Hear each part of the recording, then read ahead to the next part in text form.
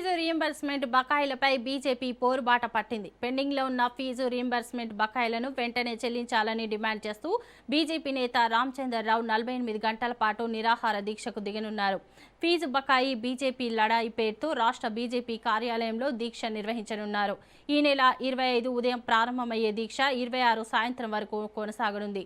రామచంద్రరావు చేపట్టిన దీక్షకు ఎంపీలు, ఎమ్మెల్యేలు, ఎమ్మెల్సీలు సంఘీభావం తెలపనున్నారు. ఫీజు రీయింబర్స్మెంట్ బకాయిలపై ఇప్పటికే బీజేపీ రాష్ట్ర వ్యాప్తంగా సంతకాల సేకరణ చేపట్టింది. బకాయిల చెల్లింపుపై ప్రభుత్వంపై ఒత్తిడి పెంచేందుకు బీజేపీ రామచంద్రరావు దీక్షకు సిద్ధమయ్యారు.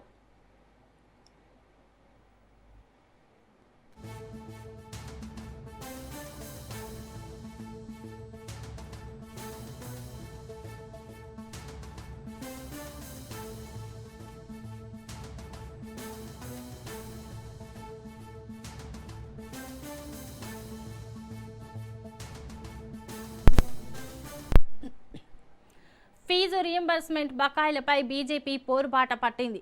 పెండింగ్లో ఉన్న ఫీజు రీయింబర్స్మెంట్ బకాయిలను వెంటనే చెల్లించాలని డిమాండ్ చేస్తూ బీజేపీ నేత రామచంద్రరావు 48 గంటల పాటు నిరాహార దీక్షకు దిగనున్నారు. ఫీజు బకాయి బీజేపీ లడాయి పేరుతో రాష్ట్ర బీజేపీ కార్యాలయంలో దీక్ష నిర్వహించనున్నారు. ఇక దీనిపై మరింత సమాచారం మా ప్రతినిధి రాజు అందిస్తారు. రాజు, చెప్పండి.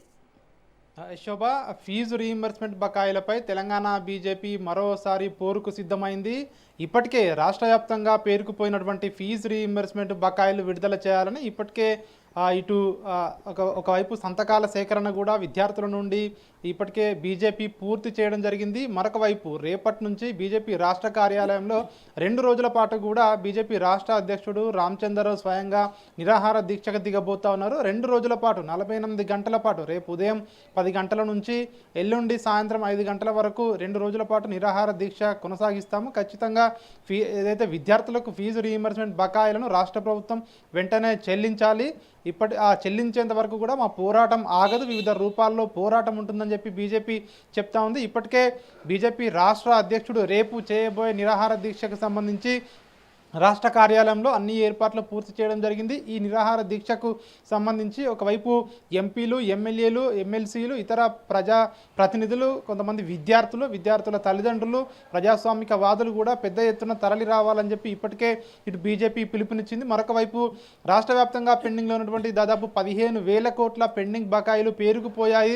గత కొన్ని సంవత్సరాలుగా కూడా కాంగ్రెస్ ప్రభుత్వం వీటిని విడుదల చేయడం లేదని చెప్పేసి కూడా పెద్ద ఎత్తున బీజేపీ నేతలు విమర్శలు చేస్తూ ఉన్నారు. దాదాపు 4 లక్షల మంది విద్యార్థుల భవిష్యత్తు అగమ్య గోచరంగా మారుతూ ఉంది. ముఖ్యంగా కాంగ్రెస్ పార్టీ ఇప్పటికే ఒక విద్యాశాఖ మంత్రి కూడా లేడు రాష్ట్రంలో.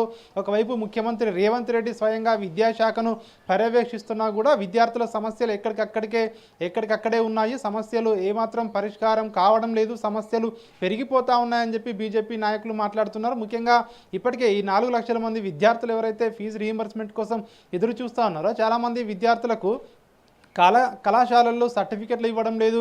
అదేవిధంగా ఇటు ఇంటర్వ్యూలకు వెళ్దామన్నా, ఉన్నత చదువులకు వెళ్దామన్నా, ఉద్యోగాలకు వెళ్దామన్నా కూడా వారు ఇబ్బందులు ఎదుర్కొంటున్నారని చెప్పేసి కూడా బీజేపీ నాయకులు మాట్లాడుతున్నారు. ఎందుకంటే ఈ ఫీజు రీయింబర్స్మెంట్ అంశం అనేది చాలా సీరియస్ అంశం. ఎందుకు రాష్ట్ర ప్రభుత్వం పట్టించుకోవడం లేదు? ఒకవైపు రాష్ట్ర వ్యాప్తంగా కూడా ఇటు విద్యా సంఘాల ఆందోళన చేసినా పట్టించుకోవడం లేదు.